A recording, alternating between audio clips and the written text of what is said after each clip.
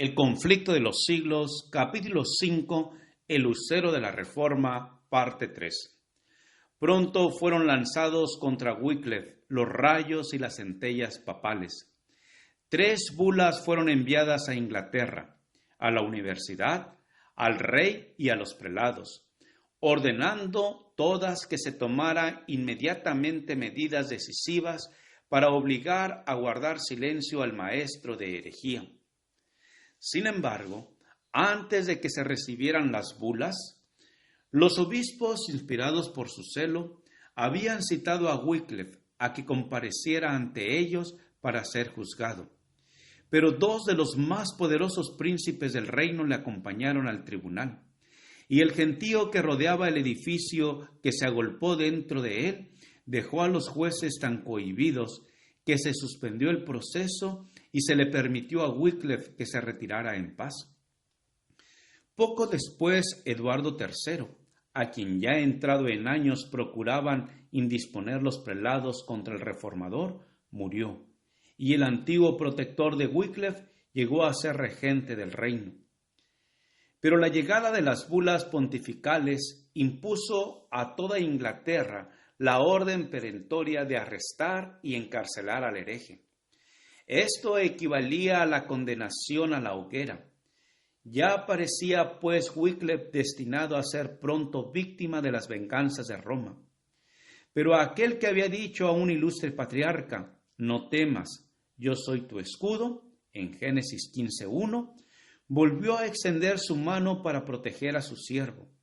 Así que el que murió no fue el reformador, sino Gregorio XI, el pontífice que había decretado su muerte, y los eclesiásticos que se habían reunido para el juicio de Wycliffe se dispersaron.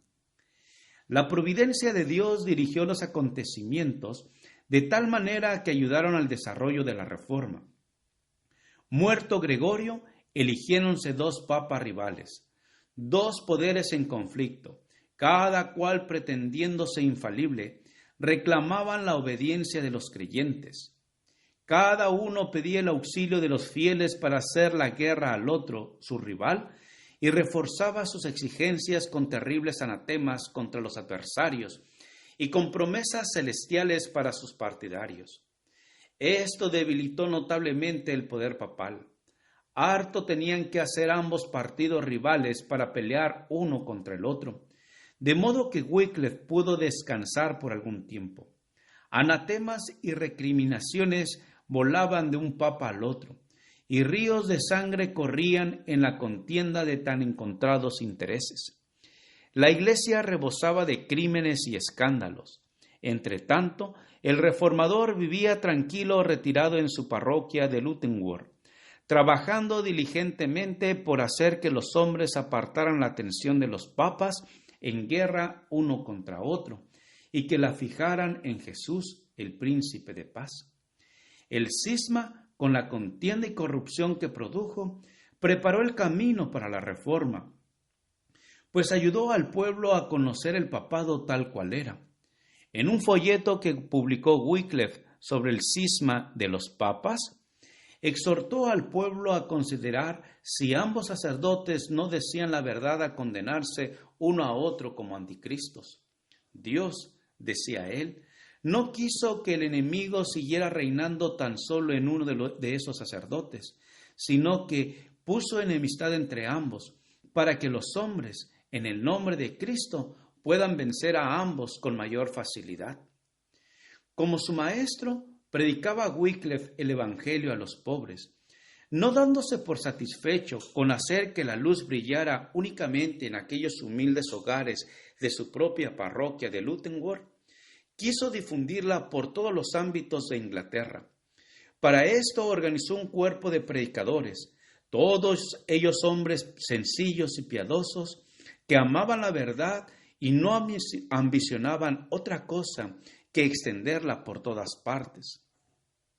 Para darla a conocer, enseñaban en los mercados, en las calles de las grandes ciudades y en los sitios apartados.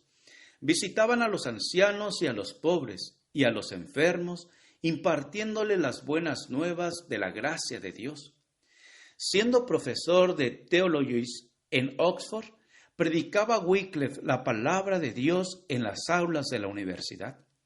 Presentó la verdad a los estudiantes con tanta fidelidad que mereció el título de doctor evangélico. Pero la obra más grande de su vida había de ser la traducción de la Biblia en el idioma inglés. En una obra sobre la verdad y el significado de las Escrituras, dio a conocer su intención de traducir la Biblia para que todo hombre en Inglaterra pudiera leer en su propia lengua y conocer por sí mismo las obras maravillosas de Dios. Pero de pronto tuvo que suspender su trabajo. Aunque no tenía aún 60 años de edad, sus ocupaciones continuas, el estudio y los ataques de sus enemigos le habían debilitado y envejecido prematuramente.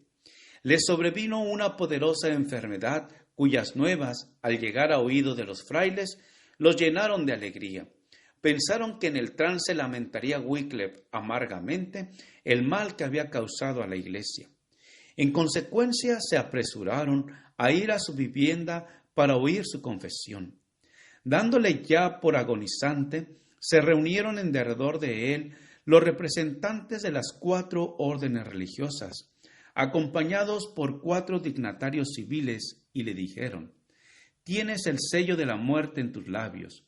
Conmuévete por la memoria de tus faltas y retráctate delante de nosotros de todo cuanto has dicho para perjudicarnos». El reformador escuchó en silencio. Luego ordenó a su criado que le ayudara a incorporarse en su cama. Y mirándolos con fijeza, mientras permanecían puestos en pie, esperando oír su retractación, les habló con aquella voz firme y robusta que tantas veces les había hecho temblar, y les dijo: «No voy a morir, sino que viviré para volver a denunciar las maquinaciones de los frailes». Sorprendidos y corridos, los monjes se apresuraron a salir del aposento. Las palabras de Wycliffe se cumplieron. Vivió lo bastante para poder dejar en manos de sus connacionales el arma más poderosa contra Roma, la Biblia. El agente enviado del cielo para libertar, alumbrar y evangelizar al pueblo. Muchos y grandes fueron los obstáculos que tuvo que vencer para llevar a cabo esta obra. Se veía cargado de achaques. Sabía que solo le quedaban unos pocos años que dedicar a sus trabajos, y se daba cuenta de la oposición que debía arrostrar. Pero animado por las promesas de las palabras de Dios, siguió adelante sin que nada le intimidara. Estaba en pleno gozo de sus fuerzas intelectuales y enriquecido por muchas experiencias. La providencia especial de Dios le había conservado y preparado para esta la mayor de sus obras. De modo que mientras toda la cristiandad se hallaba envuelta en tumultos, el reformador, en su rectoría de Luttenwörth, sin hacer caso de la tempestad que rugía en derredor, se dedicaba a la tarea que había escogido. Por fin dio cima a la obra. Acabó la primera traducción de la Biblia que se hiciera en inglés. El libro de Dios quedaba abierto para Inglaterra. El reformador ya no temía la prisión ni la hoguera. Había puesto en manos del pueblo inglés una luz que jamás se extinguiría. Al darles la Biblia a sus compatriotas, había hecho más que para romper las cadenas de la ignorancia y del vicio, y para libertarla y engrandecer a su nación, que todo lo que jamás se consiguiera con las victorias más brillantes en los campos de batalla. Como todavía la imprenta no era conocida, los ejemplares de la Biblia no se multiplicaron sino mediante un trabajo lento y enojoso. Tan grande era el empeño de poseer el libro que muchos se dedicaron voluntariamente a copiarlo. Sin embargo, les costaba mucho a los copistas ofrecer los pedidos. Algunos de los compradores más ricos deseaban la Biblia entera. Otros compraban solamente una porción. En muchos casos, se unían varias familias para comprar un ejemplar. De ese modo, la Biblia de Wycliffe no tardó en abrirse paso en los hogares del pueblo. Gracias por escuchar este audio. Te invito a escuchar la siguiente parte.